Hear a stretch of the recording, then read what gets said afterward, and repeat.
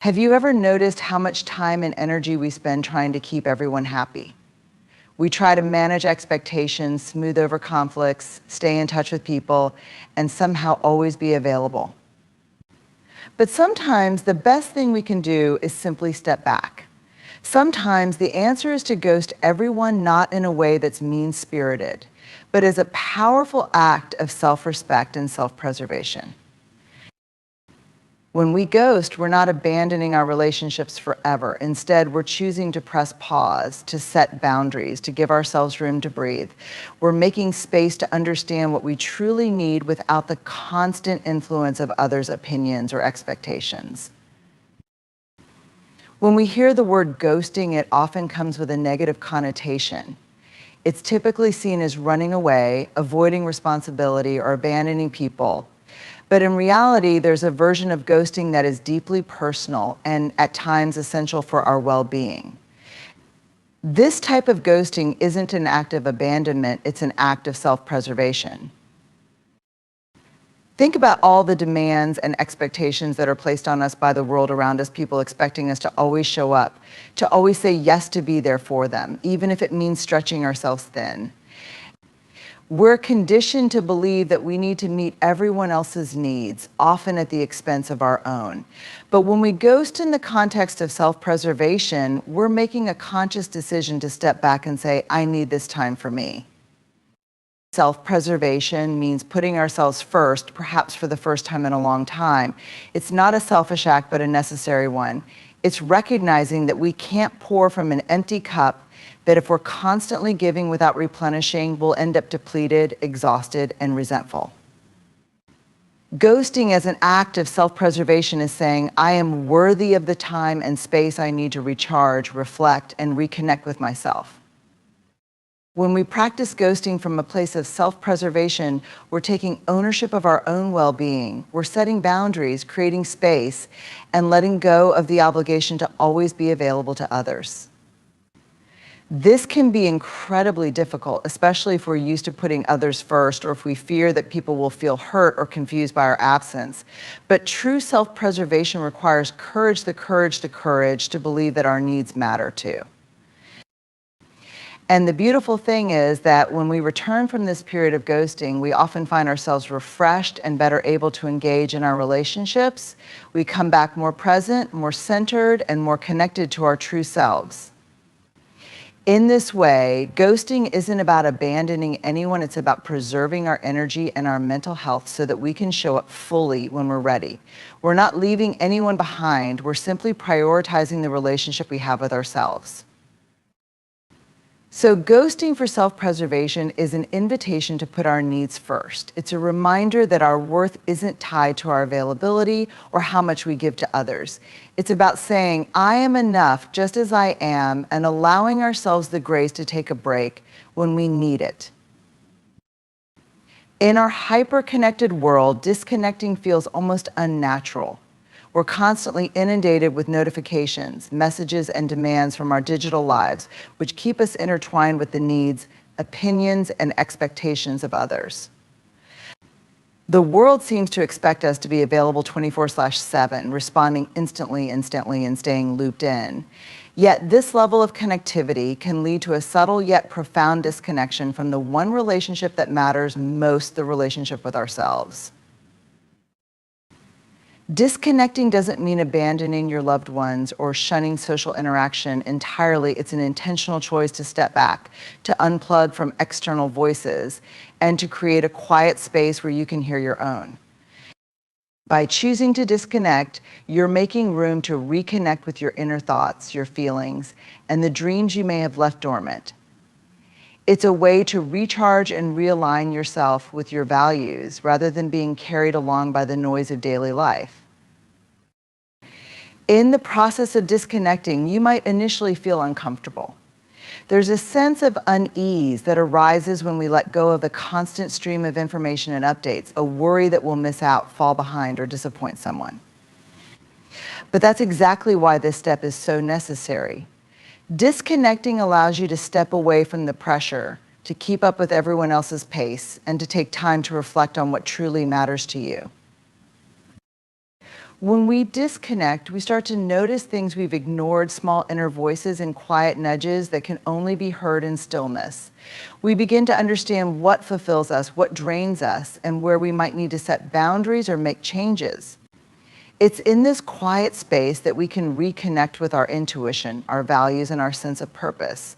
When we're constantly connected to everyone else, it's easy to lose sight of these things, to get caught up in comparison, or to begin measuring our self-worth by someone else's standards. Taking this time to disconnect allows you to reclaim your power. You get to decide what's worth your energy, what relationships to nurture, and which goals truly resonate with your heart. The process of reconnecting with yourself reminds you that you're not defined by what's going on in the world around you, but by the strength, courage, and creativity within you. The beauty of disconnecting is that it actually strengthens our relationships with others as well. By reconnecting with ourselves, we can return to our relationships more whole, more centered, and more grounded. And when we know who we are and what we need, we engage with others from a place of authenticity and purpose, rather than out of obligation or expectation. We're no longer simply reacting to life, we're living it intentionally. So remember that disconnecting isn't selfish or isolating, it's a gift you give yourself to get back in touch with your inner voice.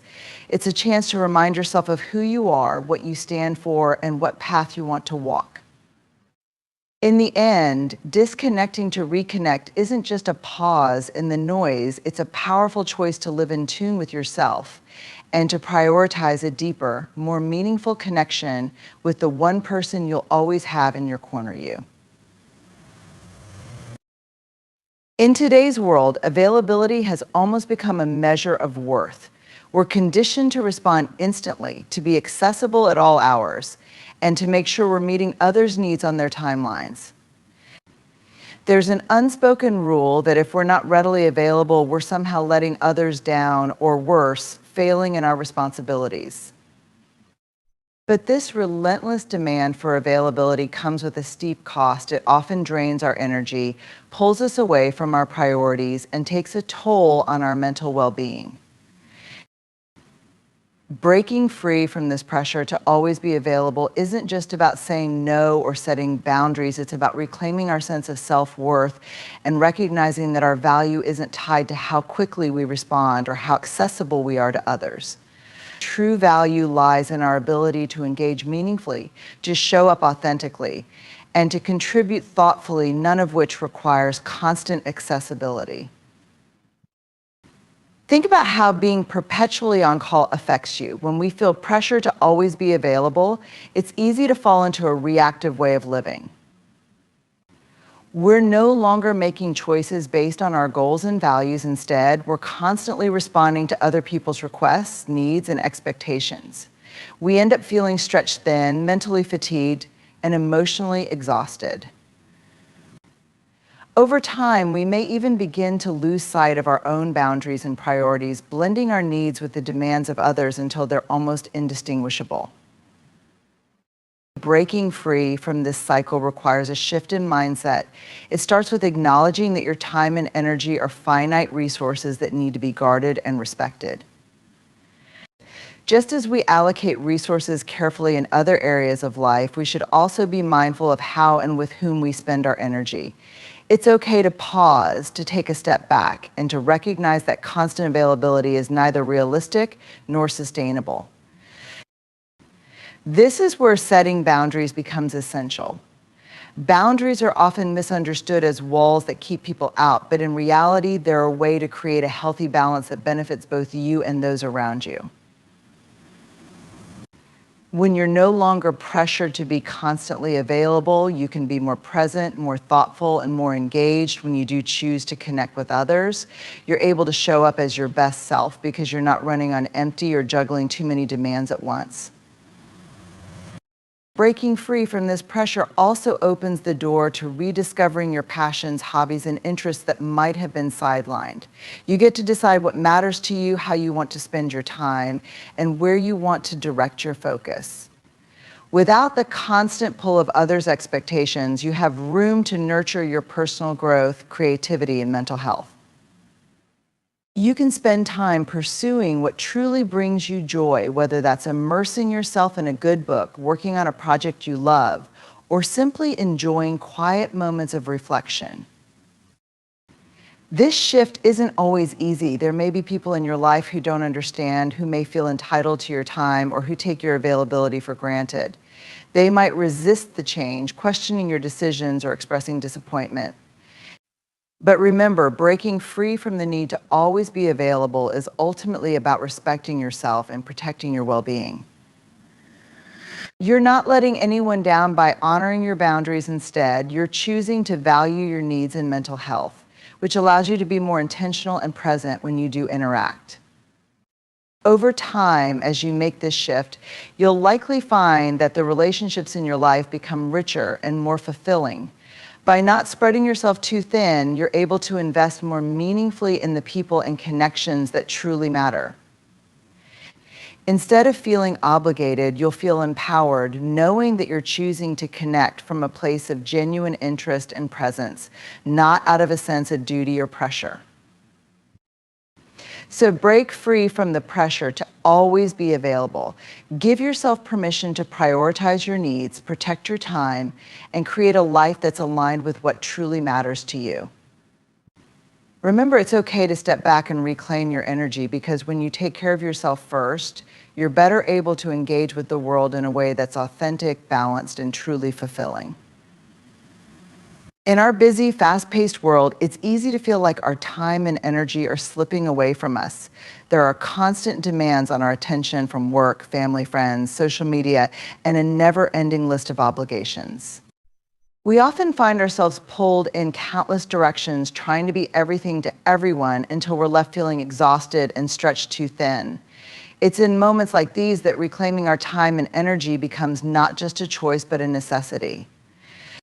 This act of reclaiming is about taking ownership of our lives, defining our priorities, and ensuring that we're directing our resources toward what truly matters to us. Reclaiming your time and energy begins with the powerful acknowledgement that both are limited. Unlike material things, time and energy can't be replenished endlessly. Every hour spent, every ounce of energy given is gone. We can't get it back. When we recognize this, it prompts us to think more intentionally about where we're investing these precious resources. Are we spending our time in ways that align with our values, or are we giving away pieces of ourselves to fulfill others' expectations or out of a sense of obligation? One of the most effective ways to reclaim your time and energy is by setting boundaries. Boundaries aren't just about saying no to things we don't want to do. They're about protecting our space and making room for the things that bring us joy, peace, and purpose. When we set boundaries, we're not shutting people out. We're making sure that the time we spend with others and the activities we engage in are chosen with intention. We're saying, this is what I can give, and this is what I need to keep for myself. Boundaries are an act of self-respect and self-care, and they're essential for reclaiming our time and energy.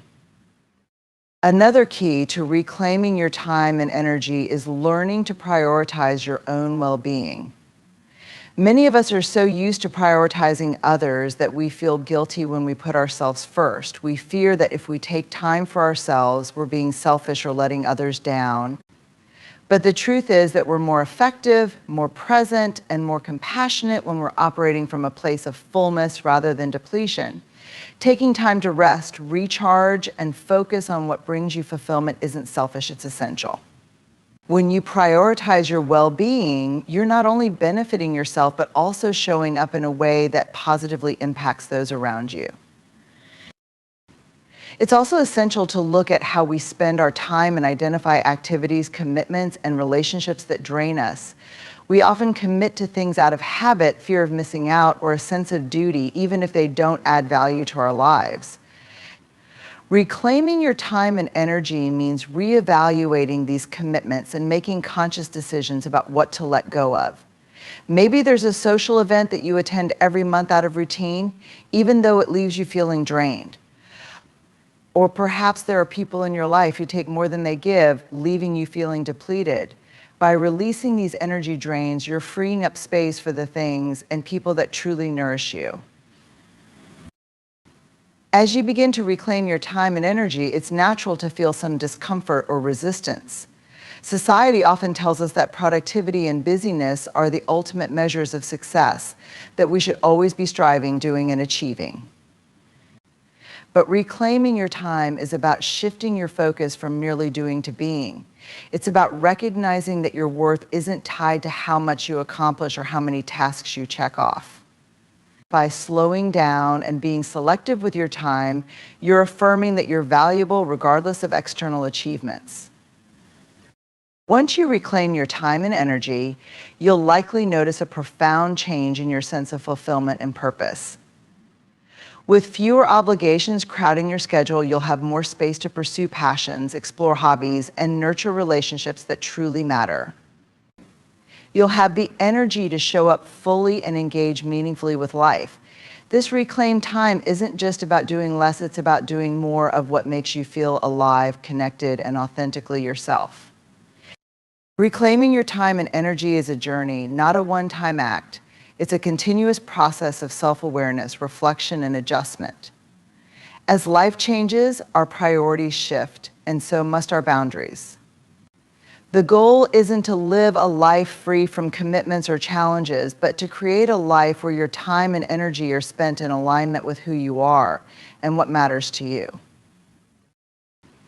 So take a step back and ask yourself, where are my time and energy going? What truly deserves these precious resources? By answering these questions and making intentional choices, you're reclaiming not only your time and energy, but also your sense of purpose, joy, and inner peace. Remember, this is your life to shape, your path to walk. Make sure it reflects the person you want to be and the life you want to lead. In the constant rush of daily life, clarity can feel like an elusive ideal slipping away beneath the weight of endless tasks, distractions, and obligations. We live in a world that values speed, productivity, and multitasking, where there's often little time to pause, reflect, or take stock of where we're truly headed. In such a setting, it's easy to lose sight of our own goals, values, and even our sense of self. This is why creating space to gain clarity isn't just helpful, it's essential. It's a deliberate act of stepping back, of allowing silence and solitude to take root, so we can reconnect with our thoughts, gain perspective, and better understand the path we want to walk. Creating space isn't about simply clearing a physical or mental calendar. It's about giving ourselves permission to let go of the constant doing mode that dominates our lives. When we create space, we allow ourselves to switch from reactive thinking to reflective thinking. We move from responding to external demands to listening inwardly to what truly matters to us. In these moments of spaciousness, we can hear ourselves more clearly, discovering insights and feelings that are often buried beneath the noise. It's in these pauses that we reconnect with our authentic selves and gain the clarity we need to make intentional choices. This clarity doesn't just appear the moment we carve out time. It comes gradually, filling the space we've created with a sense of inner calm and purpose. Often it's in the stillness that our mind begins to sort through its thoughts, untangling knots of confusion and pinpointing what truly deserves our energy. In these quiet moments, we start to see patterns, motivations, and even sources of stress that we might otherwise overlook. By stepping away from the pressures and routines that consume us, we gain the vantage point needed to view our lives from a fresh perspective. This perspective helps us see our values more clearly, refine our goals, and recognize areas where we might need to make changes or set new boundaries. Creating space to gain clarity is also about giving ourselves the chance to realign with what brings us fulfillment and meaning. When life is a constant stream of activities and obligations, it's easy to get swept up in pursuits that don't actually resonate with us. We might find ourselves working toward goals that don't reflect our true desires or investing in relationships that don't nourish us.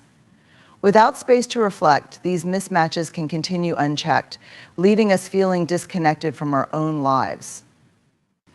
But by intentionally creating space, we invite a different type of clarity, one that reveals what feels right and what might need to change. We can start to differentiate between what we do out of obligation and what we do out of passion, purpose, or joy.